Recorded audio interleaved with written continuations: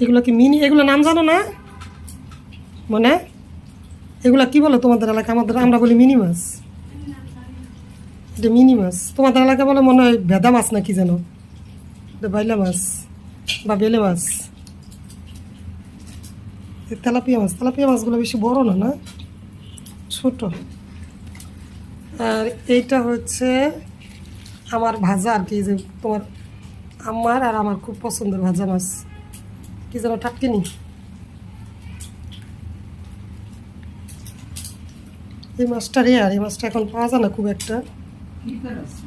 এই যে মাছগুলো, এগুলা কি কি নাম বলেন খালাম্মা? বেদি মাছ না, আসলে নাম হচ্ছে মিনি না, মিনি মাছ, বেদি মাছ, রয়না মাছ।